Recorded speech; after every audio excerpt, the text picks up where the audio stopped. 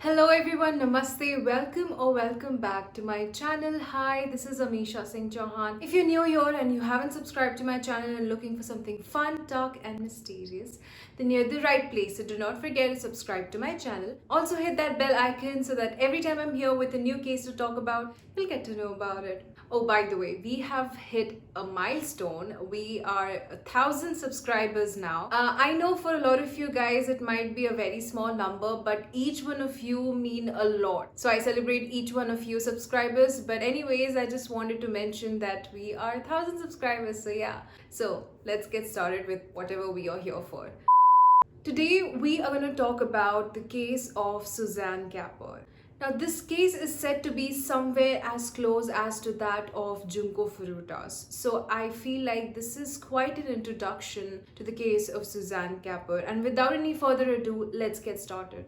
Suzanne Capper was born in 1976 in Moston, Manchester, England. Now, we do not know exact birth date of her. So anyways, she was described as someone who was very sweet, kind, considerate, very helpful, well-mannered, polite, and at the same time very complacent. Now, she never really got to know about her biological father much. Her mother was married to John Capper, and when Suzanne was 14 years old, her mother and her stepfather divorced.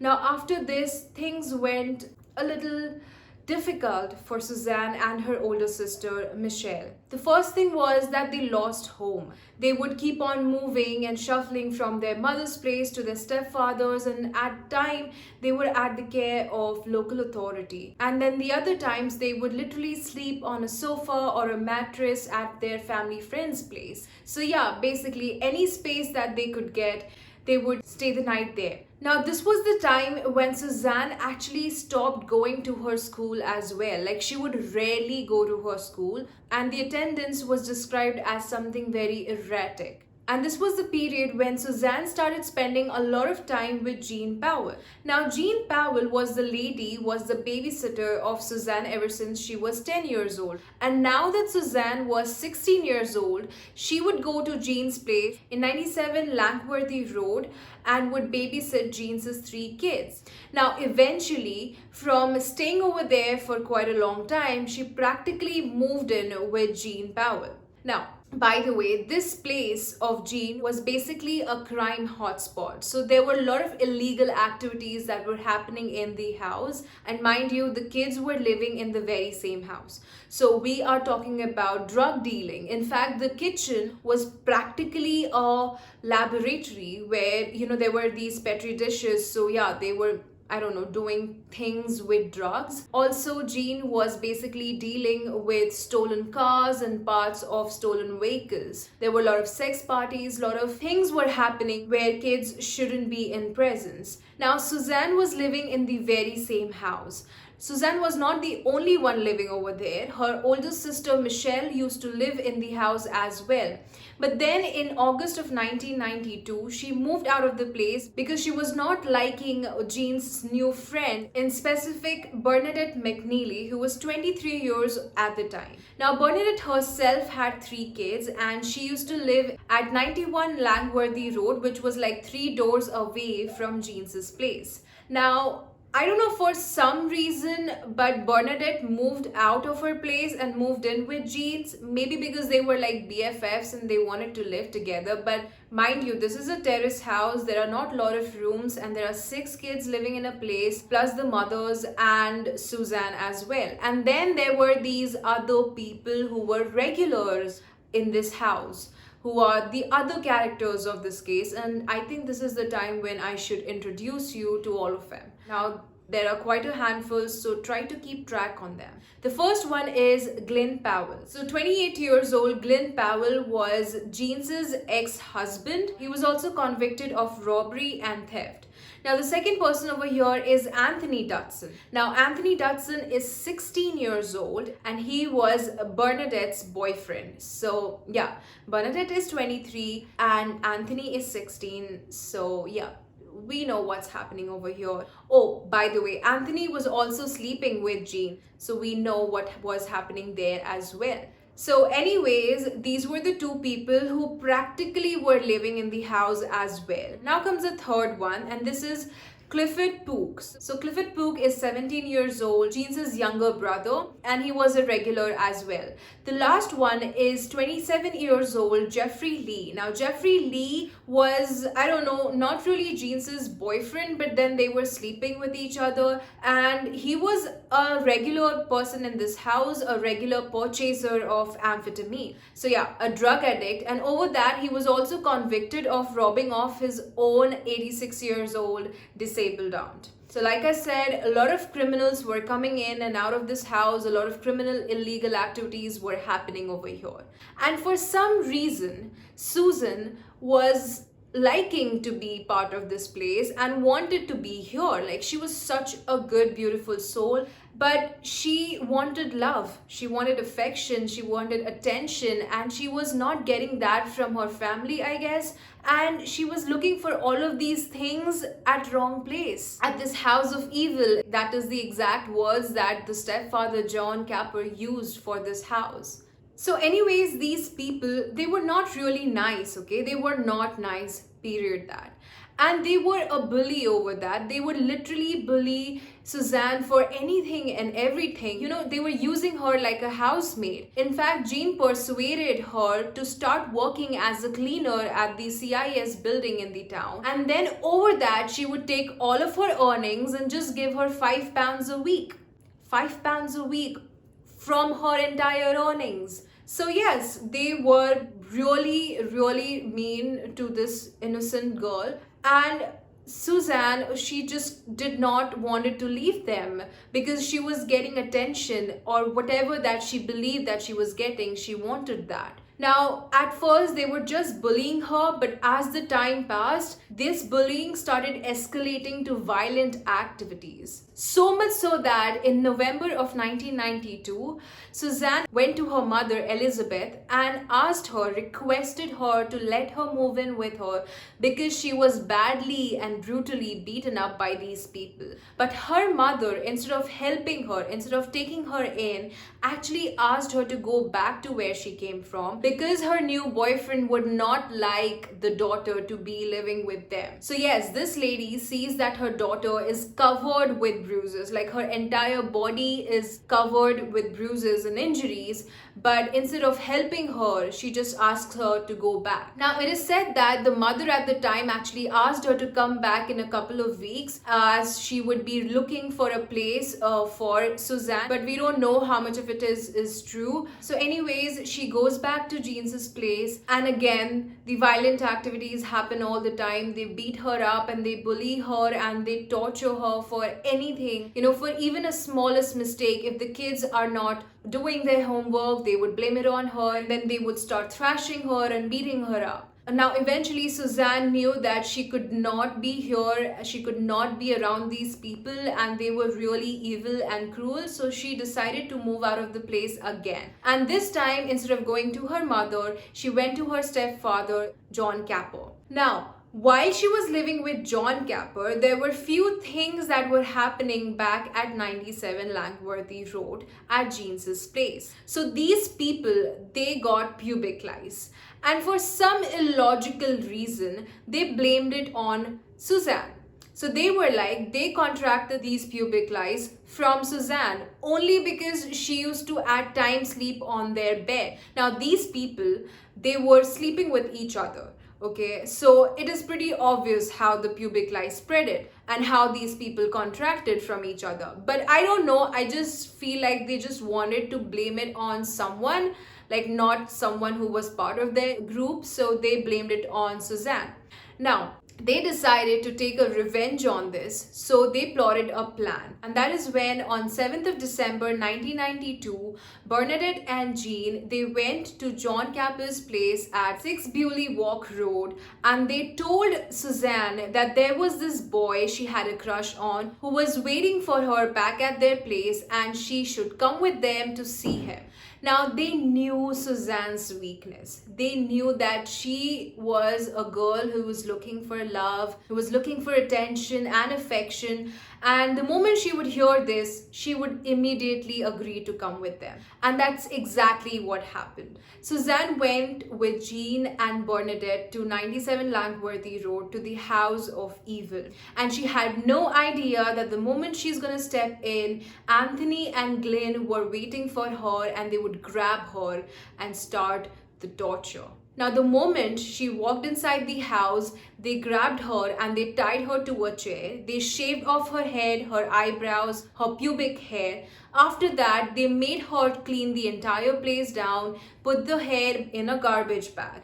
Now, this was just the beginning. After this, they covered her head in a plastic bag and they were walking around her in circles. And all of these people, they had some sort of weapon, some sort of instrument. Someone had a belt, the other one had a buckle, then they had these wooden ornaments which kind of looked like a fork and a spoon. So yeah, they were using these instruments, these objects to beat her up, to thrash her, so much so that one of her shoulders actually dislocated, and it stayed that way for the entire period of her life. Now, that night when they were done with beating her up, they actually tied her and put her in a wooden cupboard. She stayed there the entire night. The next morning, they realized that her screaming were actually scaring the kids off, and they did not want her to trouble or bother their kids, and that is the reason why they decided to drag her out of 97 Langworthy Road and move her into Bernadette's old place that was at 91. And over there, they tied her spread-eagled on an upturned bed with an electrical flex, and then started the torture that was going to be inflicted on her for the next 5 days. And the intensity and the brutality of this torture would keep on increasing as the time passed. So they would beat her, they would kick her, they would punch her. I can't even imagine the number of bones they would have bruised by doing that. Now, over that, they would also burn cigarettes on her. And then when they realized that, maybe she's dozing off or she's getting unconscious, they would inject her with amphetamines. Now, if you don't know, amphetamines are a kind of drugs that kind of like keep you awake. So what they were trying to do was they were trying to keep her awake the entire time so that she can live through and she can suffer and bear all that pain each and every second. They just did not wanted her to escape the pain even for a second. They wouldn't even let her sleep. Now, when they got tired from physically torturing her, what they would do was do the mental torture.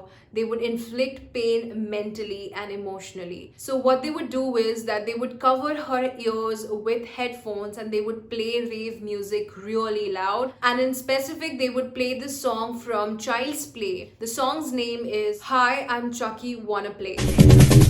Hi, I'm Chucky, wanna play. Now, they would play the song again and again on repeat. And for some weird reason, some crazy reason, Bernadette, whenever she would enter the room to torture Suzanne, the first thing she would say is, Chucky's coming to play. The moment she would say it, Suzanne would know that, oh my god, Bernadette is coming and she's gonna start beating me up really bad. Eventually, in the trial, Jean actually said that, this part of Bernadette quite freaked her out. I don't know how much of it is true because I feel like she was trying to play a victim and maybe she wanted to look like the meek one over here. Now, at some point in the week, Jeffrey and Clifford came in the house and they found Suzanne tied up, spread eagle, covered in bruises and injuries, and they decided to join the team in torturing Suzanne. Now, in specific, Clifford, what he did was that while Anthony was standing at the doorways, he took a plier and then he tried to take off Suzanne's 2 front teeth. And what he did was that he was hitting her front teeth with these pliers, and when he realized that it's not gonna take off, like the teeth won't come off with the hitting, so he used the pliers to pluck them off.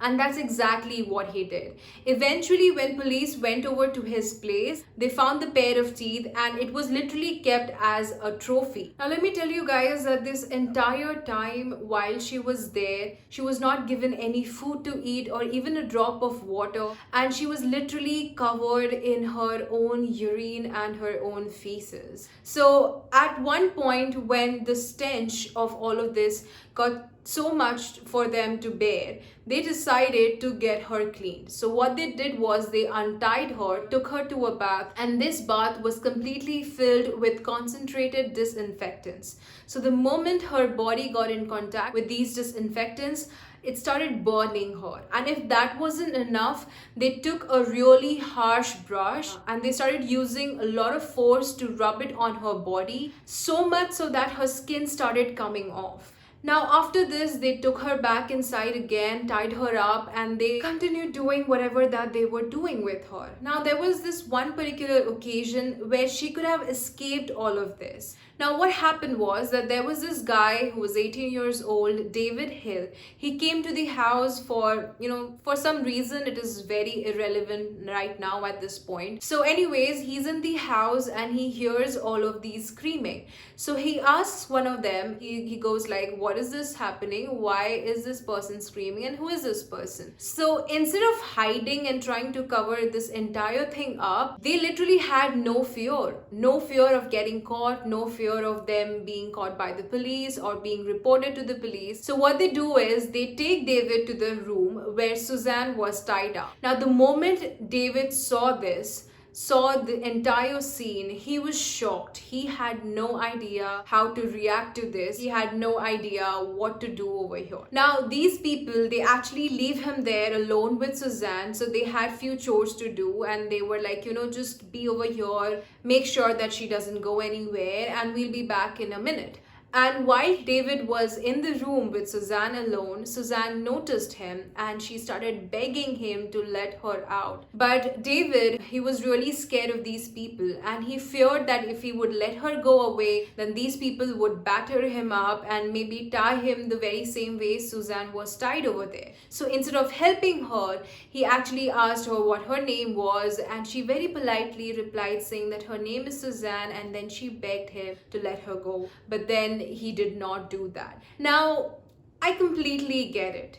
I completely understand that these people were really scary and dangerous and you don't want to be in their bad list. But you could have done so many things. Like, he could have done so many things to protect her, to rescue her, to let her escape. And maybe he could have gone to the police and tipped them off anonymously. Like, he could have done so many things, but he did not do it. It is something we will talk about in detail in the later part of the video. But anyways, long story short, he just walked away that day without helping Suzanne. That was her one chance of getting out, and she couldn't. There was this another occasion that I would like to mention. So Suzanne's sister, Michelle's fiance, Paul Barlow, he was at the house, not exactly inside the house, but he was meeting Jeffrey and Anthony as they were going to repair his car. And the entire time he was there, he had no idea that Suzanne was tied up inside. So they would actually keep her gagged most of the time so that her screams do not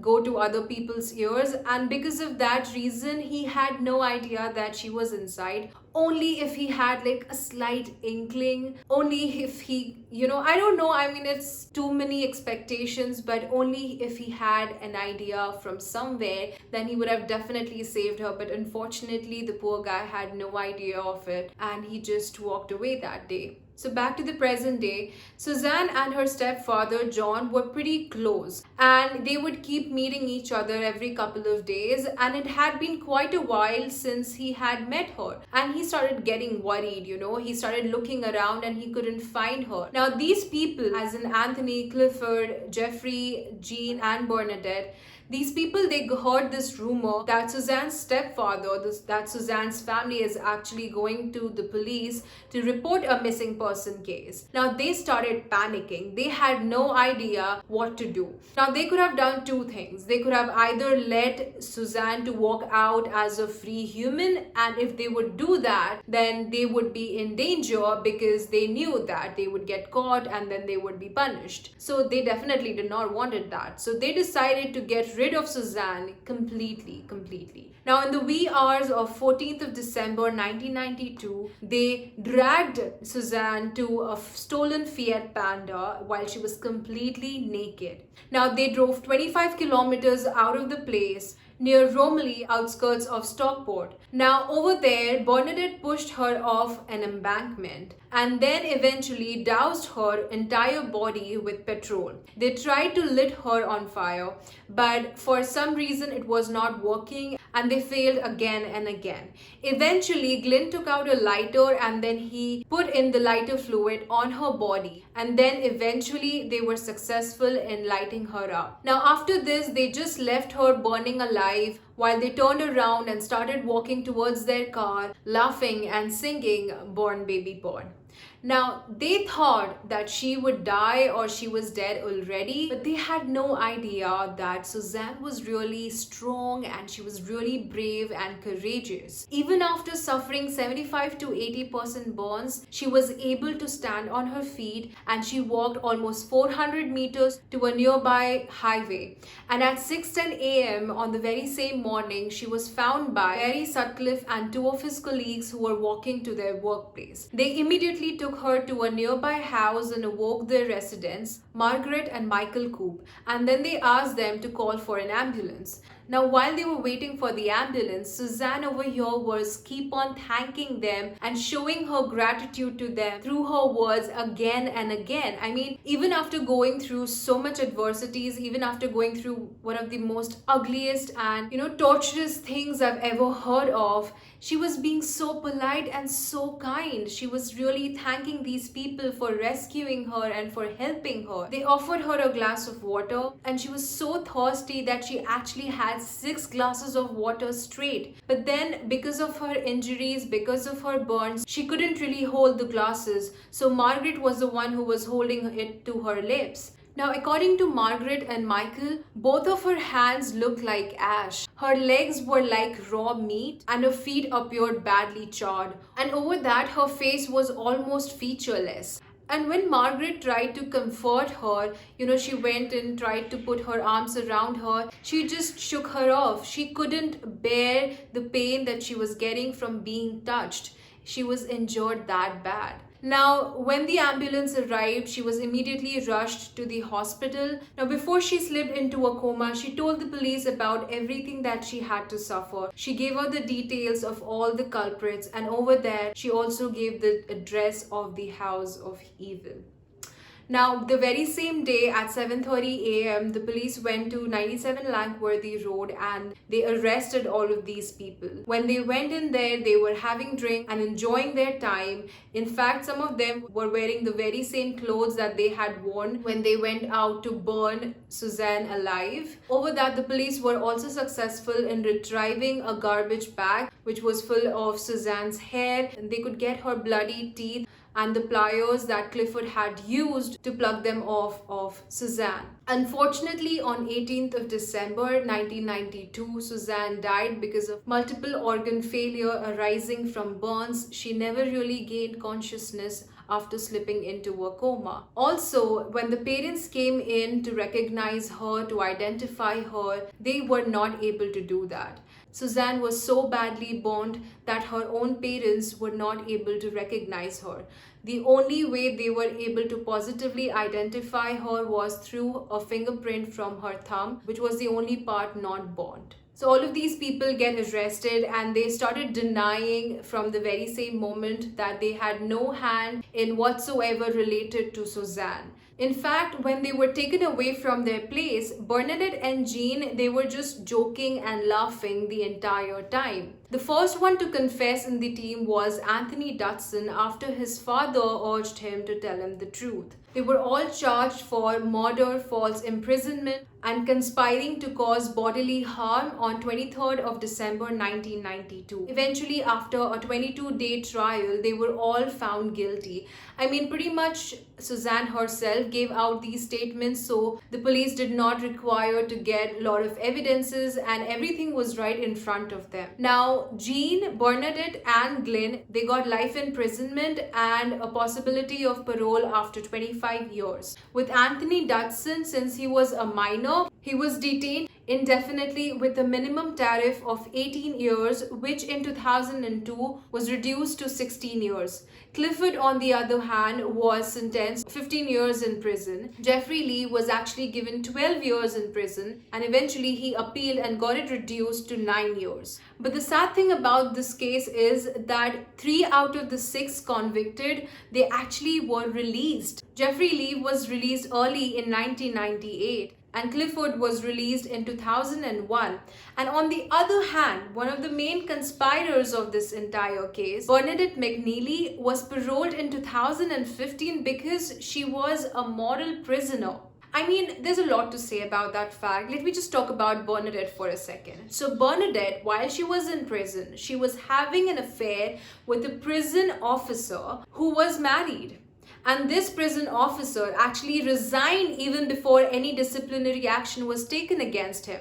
Over that, she was actually friends with Rosemary West and Myra Hindley. So yes, if this is the definition of model prisoners, so I don't really know what else to say.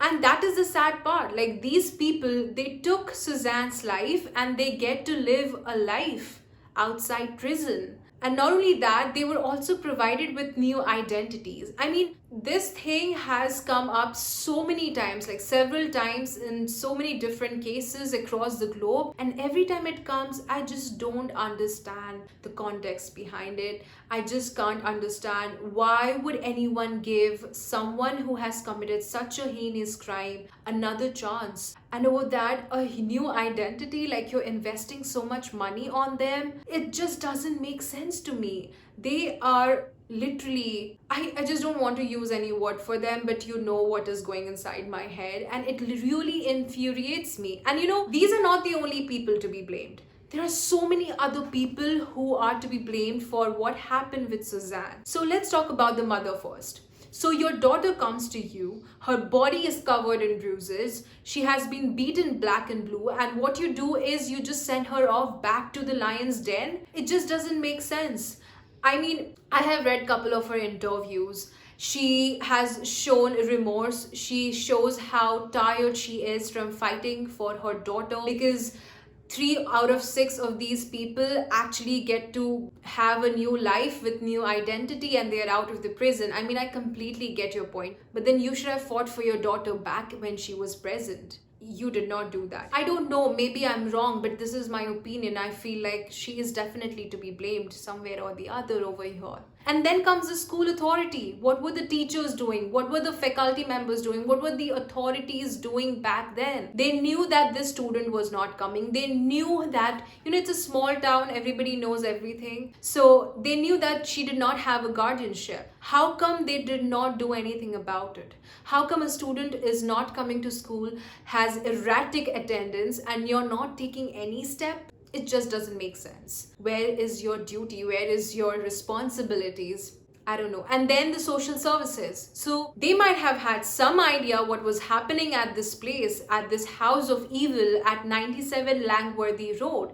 There were 6 kids, for God's sake, living there with Suzanne. And yet they did nothing. And then David Hill.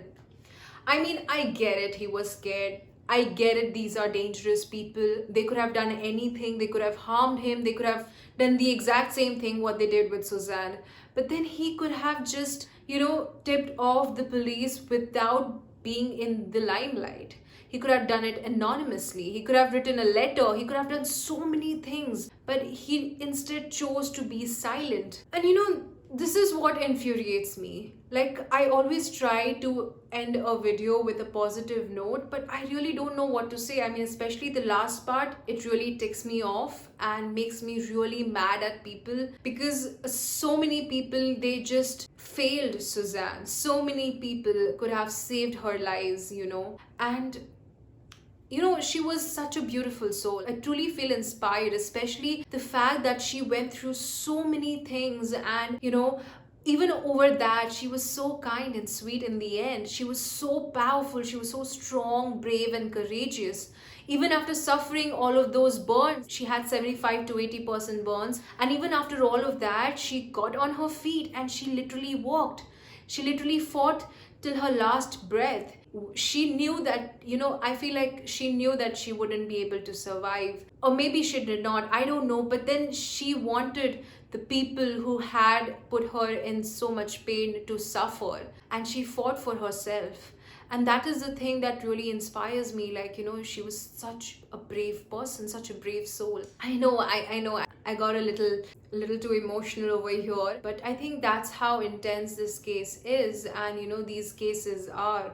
It really makes you question a lot of things, like humanity, for instance, relationships, and so many other things, society and judiciary and the entire system, and so many things. It makes you question everything which is out there. But I really do hope that we all have learned something from this case, because in the end of the day, that is the motto over here. And also, I just want to request you guys, like, if you feel like something is amiss around you, in your environment, wherever you're living, if you feel that a person is in danger or needs some sort of help, and you feel scared, you feel like you can't, or you don't have the resources to help that person, it is absolutely fine. What you can do is, like I mentioned in the video earlier, that you could actually call the police or the concerning authorities, tip them off anonymously, write a letter. There are so many ways. You can actually use a public booth or something. Just if you feel like there's something wrong, just don't sit and wait for the worst thing to happen, for the ugliest thing to happen. We all are humans, and we should be there for each other. So yeah, I really do hope that you all are doing fine. If there's anything that you want to say, you can definitely talk about it in the comment section, or you can directly hit me up on my Instagram. I'm always there to talk about anything, anything. It doesn't have to be true crime. I love talking. So yeah, I'm always there for you. And just take care of yourself. Be happy, be hopeful. Yeah, bye.